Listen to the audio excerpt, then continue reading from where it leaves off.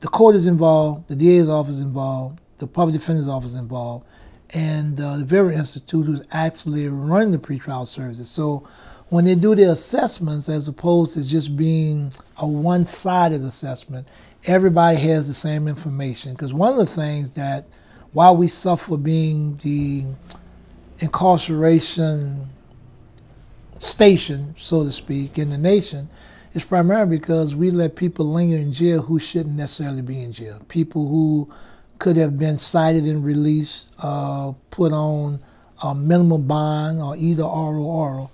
We, in this city, when I say we, determined that those people need to sit in jail.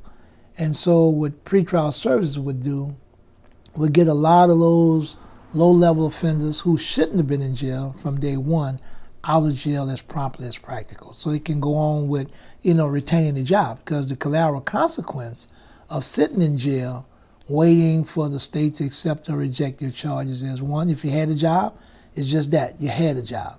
If you had housing and you were the sole provider for that housing, well, no employment, no check, no housing. And so you come out of a system in a worse situation than you were going in.